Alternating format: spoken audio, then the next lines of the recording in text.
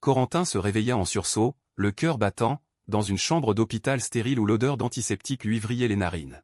« Effacez tout, docteur, je vous en supplie, murmura-t-il, les larmes coulant sur ses joues, tandis que les souvenirs d'Axel, son ami d'enfance qu'il avait aimé en secret, le submergeaient comme une vague destructrice.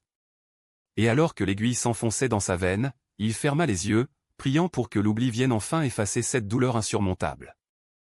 Dans les rues animées de Paris, sous un ciel gris d'automne, Corentin marchait d'un pas mécanique, comme si chaque foulée l'éloignait un peu plus de lui-même. Il avait 25 ans, un visage anguleux encadré de cheveux noirs en bataille, et des yeux verts qui trahissaient une mélancolie profonde.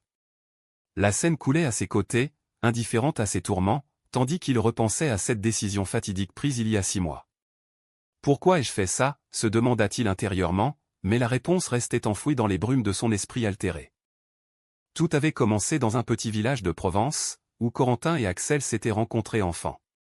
Axel, surnommé Alpha par les gamins du quartier pour sa force et son charisme naturel, était le fils d'un vigneron local. Blond aux yeux bleus perçants, il incarnait la vitalité de la campagne française, avec ses rires tonitruants et ses escapades folles dans les champs de lavande. Corentin, plus réservé, issu d'une famille d'intellectuels parisiens en vacances estivales, avait été fasciné par cette énergie brute. Leurs jeux innocents aux courses à vélo, baignade dans la rivière avaient forgé un lien indéfectible, une amitié qui transcendait les mots. Les années passèrent, et les étés se succédèrent. À l'adolescence, Corentin sentit naître en lui des sentiments troubles. Lors d'une nuit étoilée, alors qu'il campait sous les oliviers, Axel avait posé sa main sur l'épaule de Corentin, un geste anodin qui avait électrisé son corps entier. « T'es mon frère, Cor » avait dit Axel avec un sourire complice. Mais pour Corentin, c'était bien plus.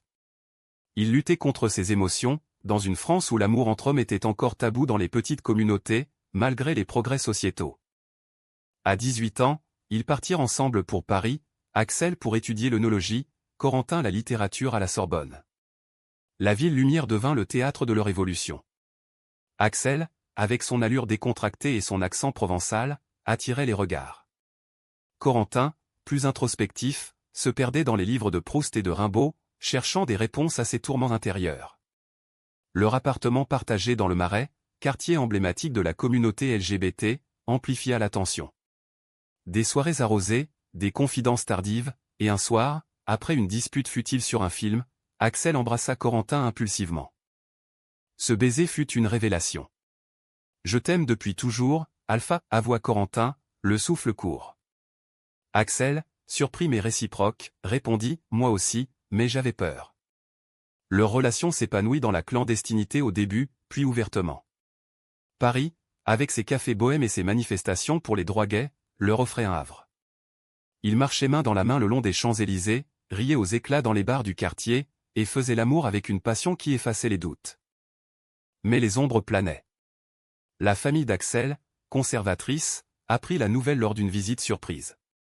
Son père, un homme rude forgé par la terre, explosa « C'est contre nature.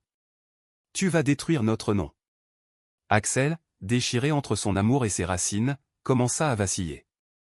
Corentin, sentant la faille, tenta de le rassurer « On peut construire notre vie ici, loin d'eux. » Pourtant, les appels incessants, les menaces de déshéritage, usèrent Axel. Un soir d'hiver, sous la neige qui blanchissait la tour Eiffel, Axel confia « Je ne sais plus qui je suis sans ma famille. » Corentin sentit son monde s'effriter. Leur amour, si pur, se heurtait à la réalité sociale. Des disputes éclatèrent, des silences pesants s'installèrent. Axel disparut des nuits entières, prétextant des études, mais Corentin soupçonnait autre chose. La trahison vint comme un coup de poignard. En rentrant plus tôt d'une conférence, Corentin trouva Axel au lit avec une femme, une collègue de l'université. « C'est pour prouver que je suis normal » balbutia Axel, les yeux emplis de honte. Corentin, anéanti, hurla « Normal ?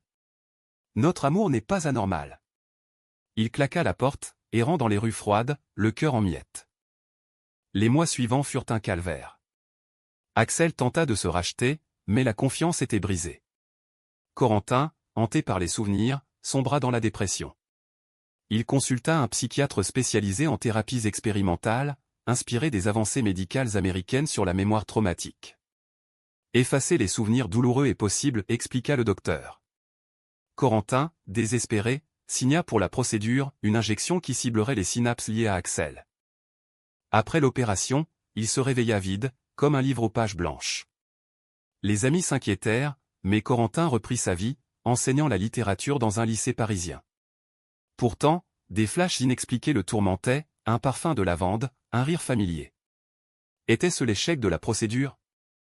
Un jour, dans un café du quartier latin, un homme s'approcha. « Corentin? »« C'est moi, Axel. » Le nom résonna comme un écho distant. Axel, vieilli par le regret, expliqua « Je t'ai perdu, et j'ai réalisé mon erreur. J'ai quitté ma famille pour être vrai. » Corentin, confus, sentit une étincelle. Était-ce l'amour qui persistait malgré l'oubli? Corentin fixa Axel, ce visage qui lui semblait à la fois étranger et intime. « Qui êtes-vous » demanda-t-il, la voix tremblante, tandis que son cœur battait la chamade sans qu'il sache pourquoi. Axel, les yeux embués, murmura « Ton Alpha, ton ami d'enfance.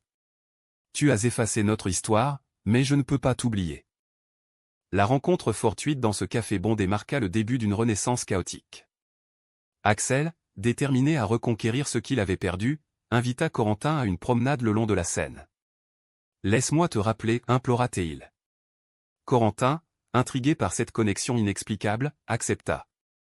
Ils marchèrent sous les ponts illuminés, Axel racontant leurs étés en Provence, les cueillettes de fruits, les secrets partagés sous les étoiles. Au fil des jours, les souvenirs affluaient par bribes.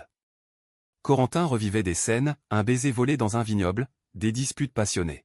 « Pourquoi ai-je voulu tout effacer ?» se questionna-t-il. Axel, patient, dévoilait la vérité petit à petit, évitant les détails trop douloureux. Il avait changé, après la trahison, il avait suivi une thérapie, affronté sa famille, et milité pour les droits LGBT dans des associations parisiennes. Leur relation se reconstruisait lentement, comme un puzzle incomplet. Corentin, enseignant, intégrait Axel dans sa routine, dîners improvisés, visites au Louvre où ils admiraient les maîtres en se tenant la main discrètement. L'amour renaissait, teinté de mélancolie. « Tu es mon encre » disait Axel, embrassant Corentin avec une tendresse nouvelle. Pourtant, les conflits ressurgissaient. La procédure d'effacement n'était pas infaillible, des cauchemars hantaient Corentin, où il revoyait la scène de trahison. « Tu m'as brisé » accusait-il lors d'une dispute. Axel, repentant, répondait « J'étais perdu, mais maintenant, je suis à toi. » Leur passion, kitschée par le drame, atteignait des sommets émotionnels. Des nuits d'amour intenses, où leur corps se fondait, contrastaient avec des journées de doute. Un soir, lors d'une manifestation pour l'égalité, Axel présenta Corentin à ses nouveaux amis, un groupe diversifié inspiré des mouvements américains comme Stonewall. « Voici l'homme qui m'a sauvé » déclara Axel publiquement. Corentin, ému, sentit une barrière se briser. Mais la jalousie s'insinua quand il apprit qu'Axel avait eu une brève liaison pendant leur séparation. C'était pour combler le vide, expliqua Axel, mais Corentin se sentit trahi à nouveau. La tension culmina lors d'un voyage en Provence, pour affronter le passé. Chez les parents d'Axel, le père, adouci par le temps, s'excusa « J'ai eu tort ». Pourtant, une cousine mal intentionnée révéla des détails sur la trahison initiale, amplifiant la douleur. Corentin, submergé, s'enfuit dans les champs de lavande, hurlant son désespoir. Axel le retrouva sous la lune, et ils s'effondrèrent en larmes. « Pardonne-moi, ou laisse-moi partir » supplia Axel. Corentin, touchant le fond, choisit le pardon. Leur étreinte fut un tournant, un mélange de douleur et d'espoir. De retour à Paris, ils consultèrent un thérapeute ensemble, explorant les abysses de leur relation. La vie reprit, plus forte. Corentin écrivit un roman inspiré de leur histoire, un best-seller qui toucha des cœurs, promouvant l'acceptation. Axel lança un vignoble bio, symbolisant leur renaissance. Mais un nouveau défi surgit, Corentin découvrit que la procédure avait altéré sa santé, avec des migraines récurrentes. Inquiet, Axel l'accompagna chez le médecin. Les souvenirs reviennent, mais à quel prix, demanda Corentin. Le docteur avertit, l'effacement n'est pas éternel, l'amour vrai persiste. Cette révélation renforça leur lien, les rendant inséparables. Pourtant, une ombre planait, un ancien amant d'Axel réapparut, menaçant de révéler des secrets. « Je veux te récupérer » déclara-t-il à Axel. Corentin, apprenant cela, confronta Axel, « Est-ce que tu m'aimes vraiment ?» La réponse fut une déclaration passionnée, mais le doute persistait. Le doute s'insinua comme un poison lent, érodant la confiance fragile que Corentin avait reconstruite. « Qui est cet homme » demanda-t-il à Axel, tenant une lettre anonyme glissée sous leur porte. Axel, blême, avoua, un flirt passager après notre rupture, rien de plus. Cette révélation déclencha une tempête. Corentin, hanté par les fragments de mémoire ressurgissants, accusa Axel de duplicité. « Tu me caches encore des choses » cria-t-il dans leur appartement, les murs résonnant de leur dispute. Axel, désespéré, tenta de s'expliquer, c'était une erreur, comme avant. J'ai changé. Mais Corentin, blessé, partit en claquant la porte, errant dans les rues pluvieuses de Paris, sous un ciel qui pleurait avec lui. Il se réfugia chez un ami, un artiste du Montmartre, qui l'écouta patiemment. L'amour vrai surmonte les trahisons, conseilla-t-il, évoquant des histoires américaines de résilience comme dans les films de Hollywood. Corentin, inspiré, décida de fouiller son passé. Il contacta le médecin qui avait effectué la procédure, exigeant des détails. « Vos souvenirs n'ont pas été effacés, seulement supprimés temporairement » révéla le docteur. L'émotion forte peut les raviver. Armé de cette connaissance, Corentin rentra, prêt à affronter Axel. Ils passèrent une nuit entière à parler, déversant des vérités crues. Axel confessa ses peurs profondes, la pression sociétale, l'homophobie internalisée. « J'ai trahi parce que je me haïssais » admit-il, les larmes coulant. Corentin, ému, partagea ses propres doutes, « J'ai effacé pour survivre, mais tu es ma vie. » Cette catharsis les rapprocha. Leur amour, forgé dans le feu, devint plus profond, plus humain. Ils voyageaient ensemble, un week-end à Nice, où ils se promenaient sur la promenade des Anglais, main dans la main, défiant les regards. À Lyon, il assistait à des festivals LGBT, célébrant leur identité. Pourtant, le climax approchait. L'ancien amant, jaloux, contacta la presse, menaçant de révéler l'histoire d'Axel pour un scandale. « Si tu ne reviens pas, je détruis tout » écrivit-il. Axel, paniqué, confia à Corentin, « Je dois l'affronter seul. » Mais Corentin insista, « On le fait ensemble. » Ils le rencontrèrent dans un café discret. L'homme, amer, lança, « Axel m'a promis l'éternité. » Corentin, défendant leur amour, répondit, « L'éternité se construit, pas se promet. » Une altercation verbale s'ensuivit, mais Axel trancha, « C'est fini. Je choisis Corentin. » L'homme partit, vaincu, mais non sans promettre vengeance. La menace se concrétisa, un article en ligne accusa Axel de manipulation. Les réseaux sociaux s'enflammèrent, rappelant les débats américains sur la visibilité gay. Corentin et Axel, unis, firent face. Ils publièrent une déclaration commune, « Notre amour est réel, malgré les erreurs. » Le soutien afflua, de militants et d'anonymes, transformant le scandale en triomphe. Au milieu de ce chaos, Corentin proposa, « Marions-nous. » Axel, stupéfait, accepta. Leur mariage, dans une petite chapelle provençale, fut un moment de pure joie. Famille réconciliée, amis présents, sous un soleil radieux. « Je te promets fidélité » jura Axel. Corentin répondit, « Et je te promets mémoire. » Mais le destin frappa. Quelques mois plus tard, Corentin eut un accident mineur, une chute en vélo, déclenchant une migraine intense. À l'hôpital, les médecins diagnostiquèrent une complication de la procédure d'effacement. « Vos souvenirs pourraient revenir en force, ou se perdre définitivement » avertirent-ils. Axel veilla à son chevet, tenant sa main. « Peu importe, je te rappellerai chaque jour » murmura-t-il. Corentin, affaibli, sourit, « Notre histoire est gravée en nous. » Les souvenirs affluèrent alors, complets et vivaces, l'enfance, l'amour, la trahison, la rédemption. Cette épreuve les fortifia. Ils adoptèrent un mode de vie plus serein, Axel gérant son vignoble, Corentin enseignant et écrivant. Leur relation devint un exemple, inspirant d'autres couples gays en France, avec des touches d'optimisme américain. Pourtant, une dernière trahison latente, Axel reçut une offre d'emploi aux États-Unis, pour un vignoble californien. « C'est une opportunité » dit-il, hésitant. Corentin, craignant l'abandon, réagit, « Et nous ?» Axel rassura, « Viens avec moi. Construisons une nouvelle vie. » La proposition d'Axel plana comme une épée de Damoclès sur leur relation. « L'Amérique ? C'est si loin » répondit Corentin, imaginant les vastes vignobles de Napa Valley, si différents de leur Provence natale. Axel, enthousiaste, peignit un tableau idyllique, là-bas, on peut être libre, sans jugement. Comme dans les films que tu aimes. Corentin, tiraillé, pesait le pour et le contre. Paris était sa vie, ses élèves, ses amis, ses racines.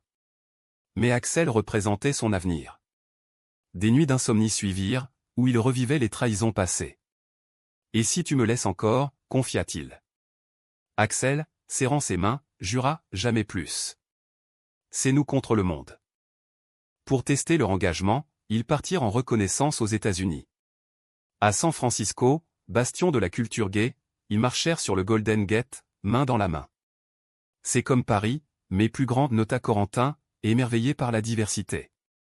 Ils visitèrent des vignobles, rencontrant des couples similaires, inspirés par des histoires de résilience comme celle de Harvey Milk. De retour en France, la décision s'imposa, ils partiraient. Mais avant, un ultime conflit. La famille de Corentin, libérale mais attachée à la tradition, s'opposa, tu abandonnes tout pour lui. Sa mère pleura, après ce qu'il t'a fait. Corentin, défendant Axel, répondit, l'amour pardonne et grandit. Les préparatifs furent intenses, vente de l'appartement, adieux émouvants. Lors d'une fête d'au revoir, Axel surprit Corentin avec un tatouage, alpha et corps entrelacés. Pour que tu n'oublies jamais, dit-il. Corentin, touché, embrassa Axel passionnément. Le départ fut poignant. À l'aéroport Charles de Gaulle, sous les regards curieux, ils s'enlacèrent. Une nouvelle chapitre, murmura Axel. En vol, Corentin écrivit dans son journal, de l'oubli à la mémoire, notre amour triomphe. À leur arrivée en Californie, le choc culturel fut rude. Les paysages immenses, la mentalité américaine directe, optimiste contrastait avec la subtilité française. Axel s'épanouit dans son nouveau rôle, mais Corentin luttait avec la langue, la solitude. Je me sens perdu, avoua-t-il un soir, sous les étoiles du Pacifique. Axel, attentif, organisa des sorties, pique-niques à Big Sur, soirées dans des bars gays de Los Angeles. Leur intimité s'approfondit, avec des moments romantiques comme des dîners aux chandelles surplombant l'océan. Pourtant, une nouvelle trahison émergea, Axel, stressé par le travail, flirta innocemment avec un collègue lors d'une dégustation. Corentin, apprenant cela par hasard, explosa, encore. Axel, coupable, s'excusa, c'était rien, juste l'alcool. Mais le doute revint, amplifié par la distance des amis. Ils traversèrent une crise, dormant séparément, questionnant leur choix. La réconciliation vint lors d'une tempête littérale, un orage californien les força à se réfugier dans une cabane. Blottis l'un contre l'autre, ils parlèrent cœurs ouverts. « Je t'aime trop pour te perdre, dit Axel. Corentin répondit, prouve-le chaque jour. Leur amour, testé, sortit plus fort. Des mois passèrent, et ils s'intégrèrent. Corentin trouva un poste d'enseignant dans une école bilingue, écrivant un second roman sur leur exil. Axel réussit son vignoble, produisant un vin nommé Mémoire oubliée. Leur maison, perchée sur une colline, devint un havre pour d'autres couples en quête d'acceptation. Un jour, une lettre arriva de France, le médecin informait que la procédure avait des effets secondaires potentiels. Corentin, consultant localement, apprit que ses migraines pourraient empirer. Axel, soutien infaillible, l'accompagna en thérapie. Ensemble, on vaincra, assura-t-il. Leur vie prit un tour personnel, ils décidèrent d'adopter. Après des démarches ardues, ils accueillirent un petit garçon, Liam, symbole de leur engagement. Notre famille, murmura Corentin, tenant l'enfant avec Axel. Pourtant, un dernier twist, l'ancien amant réapparut, vivant aux USA, cherchant à saboter le vignoble. Je ne vous laisserai pas heureux, menaça-t-il. Axel et Corentin, unis, portèrent plainte, transformant la menace en opportunité de plaidoyer pour les droits. La confrontation finale avec l'ancien amant se déroula dans un tribunal californien, où la justice américaine, prompte et dramatique, trancha en leur faveur. C'est fini, déclara Axel, serrant Corentin dans ses bras à la sortie. Ce verdict marqua la clôture des ombres passées, libérant leur avenir. Des années s'écoulèrent, et leur vie en Amérique devint un témoignage vivant. Liam grandit, entouré d'amour, apprenant le français et l'anglais, jouant dans les vignes. Corentin publia son roman, acclamé pour sa profondeur émotionnelle, inspirant des lecteurs gays à travers le monde. Axel, prospère, organisa des événements LGBT dans son domaine, mêlant vin et activisme.